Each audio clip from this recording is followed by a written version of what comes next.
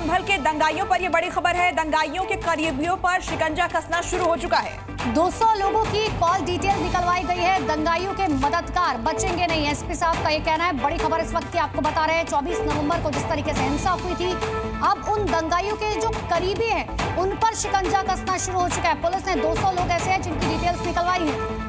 200 लोगों की call details भी निकलवाई गई हैं और इन्हें बख्शा नहीं जाएगा। दंगाइयों के जो मददगार हैं वो बचेंगे नहीं, ये कहना है संभल के एसपी का। उपद्रवियों के करीबियों की पहचान तेज कर दी गई है और उन पर एक्शन भी जारी है।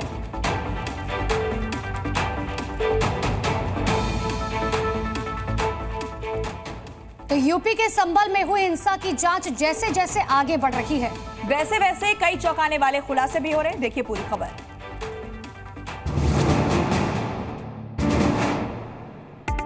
इसी बीच संभल पुलिस को संभल हिंसा से जुड़ी कई और चिट्ठियां मिली हैं, जिसमें हिंसा में कौन कौन शामिल था उनकी जानकारी है।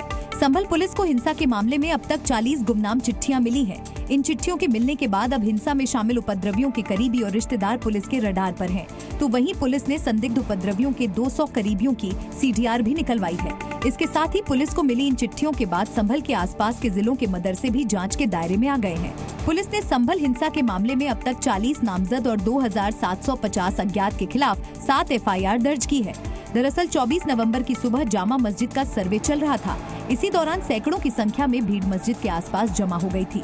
इस दौरान पुलिस और भीड़ में झड़प हो गई थी। पुलिस पर पत्थराव और फायरिंग की गई। पुलिस ने भी लाठी चार्ज करने के साथ ही टीयर गैस और रबड़ बुलेट का इस्तेमाल किया। इस बवाल में 5 लोगों की जान गई थी। 29 पुलिसकर्मी और 30 से ज्यादा भीड़ के लोग घायल हुए थे और पुलिस अब इसी मामले में तेजी से जाँच कर रही है।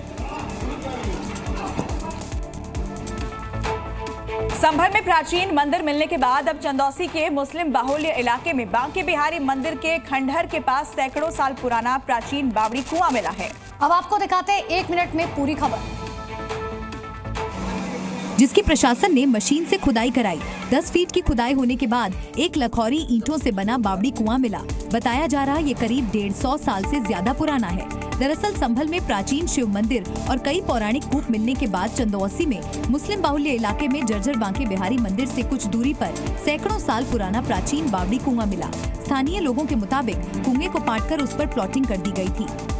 ये कोई 15 साल से बंद हो गई। हाँ, बंद क्यों कर दी गई है? जिसने प्लानिंग करी उन्हें बंद करी थी। अच्छा। जन सुनवाई पोर्टल पर शिकायत के बाद डीएम के निर्देश पर पालिका के अधिकारियों ने पुलिस फोर्स के साथ मशीन लगाकर बावड़ी कुएं की खुदाई कराई, जो कि देर रात तक जारी रही। जानकारी के मुताबिक लक्ष्मणगंज में बावड़ी कुएं के आसपास लगभग 35 साल पहले तक हिंदू आबादी हुआ करती थी, लेकिन इलाके में मुसलमानों की आबादी बढ़ने पर हिंदू समुदाय के लोग पलायन कर गए और बावड़ी कुएं को बंद कर उस पर पार्किंग बना दी गई। अब आपको बताते हैं चंदौसी में जिस बावड़ी की खुदाई की गई है, आखिर उसमें क्या क्या मिला है। हालांकि कल इसकी सिर्फ 10 फीट की ही खुदाई हुई थी, लेकिन इसमें जो चीजें मिली हैं वो आपको बता दें कि सैकड़ों साल प्राचीन ये बावड़ी है। विशालकाय पीपल का पेड़ है।